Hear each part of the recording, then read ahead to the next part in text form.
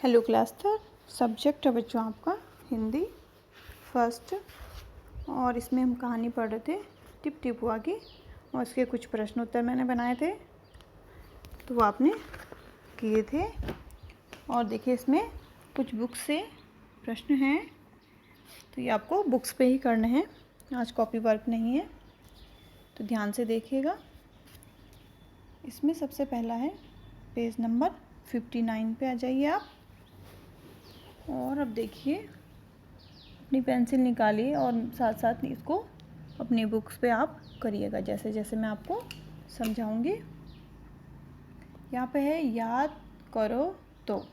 याद करो तो पोता दादी की गोद में कहानी सुनने के लिए मचल रहा था।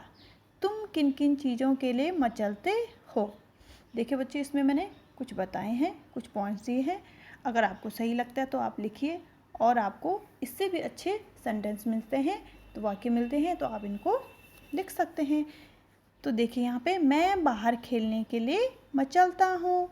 मैं मम्मी पापा से कहानी सुनने को मचलता हूँ। मैं बाजार जाने के लिए मचलता हूँ। ठीक है, जैसा पोता दादी की गोद में कहानी सुनने के लिए मचल रहा था तो तुम्हारा मन भी कुछ मचलने को करता होगा। तो क्या क्या बातें हैं वो आप इसमें लिख सकते हैं, और आपको अगर यही बातें आपके मन में हैं तो आप इन्हीं बातों को आप लिख सकते हैं अपनी बुक्स पे। अब देखिए इसमें कौन है टिप टिपुआ?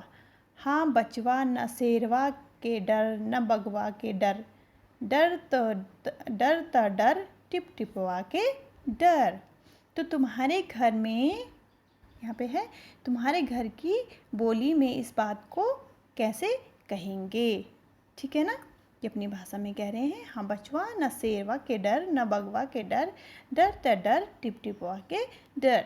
तो हम अपनी भाषा में कैसे लिखेंगे? न शेर का डर है न बाघ का डर, डर सिर्फ इस बारिश के टपकते हुए पानी का है। वो कौन सी है? टिप टिपुआ। ठीक है, ये हो गया आपका। इसमें देखो कहानी में टिप टिपुआ कौन है? तुम किस किस को टिप टिपुआ कहोगे? तो कौन है कहानी में टिप टिपुआ? टिप टिपुआ न कोई आदमी था न कोई जानवर। ये आपने कहानी में पढ़ा है, न कोई आदमी था न कोई जानवर था। वह सिर्फ क्या था? बारिश से टपकता हुआ पानी जो टप टप टपक रहा था। अब देखिए बच्चों, इसमें बारिश यहाँ पे लिखा है बारिश, ध्यान से देखिएगा इसको। यह कहानी एक ऐसे दिन की है जब मूसलाधार बारिश हो रही थी। कहानी में आपने पढ़ा होगा मूसलाधार बारिश हो रही थी और झोपड़ी से पानी क्या हो रहा था? टपक रहा था। अगर मूसलाधार बारिश के बजाय बूंदाबांदी होती तो क्या होता? यदि उस रात बूंदाबांदी होती तो देखिए यहाँ पे मैंने आपको बताया है। पोता अपनी दादी की गोद में लेटकर कहानी सुनता। बाघ बारिश से घबराया नहीं और धोबी से उसकी ऐसी हालत भी ना होती। ठीक है ना, क्योंकि बाघ भी क्या? टिप टिपुआ से घबराया हुआ था, और ऐसा ना होता तो धोबी उसको पकड़ के भी नहीं ले जाता। अब देखिए इसमें तरह तरह की आवाज़ें। पानी के टपकने की टिप टिप टिप टिप आवाज़ आ रही थी। सोचो और लिखो ये आवाज़ कब सुनाई पड़ती है? तो देखो कुछ आवाज़ें आपने बारिश की आवाज़ें तो सुनी होगी, टिप टिप टिप टिप बारिश पड़ती है जब हल्की सी। और देखो इसमें देखे खर खर, तो खर खर कैसे करते हैं? सोते हुए आवाज़ आती। कोई खराटे लेता है तो सोते हुए खर खर आवाज़ आती है। यहाँ पे है भिन भिन, तो भिन भिन कौन करता है? मक्खियाँ। जब बहुत सारी मक्खियाँ आती है तो भिन भिन भिन भिन भिन करती हैं। ठक ठक, खट खटखटाने की आवाज़। ये आप दरवाज़ा खटखटा सकते हैं, कुछ भी चीज़ आप टेबल को, उससे कैसी आवाज़ आती है? खट खट की, ठक ठक की आवाज़ आती है। फिर है चर चर, दरवाज़ा खोलने की। चूं चर करता है तो चर चर की आवाज़ दरवाज़ा खोलने पे आती है। अब है भग भग भग, ये आवाज़ आती है आग के लपटों से। और है तड़ तड़, जब पड़ती है थप्पड़, फिर कैसी आवाज़ आती है? तड़ तड़ की आवाज़ आती है। इसमें देखिए खूंटा, खूंटा है।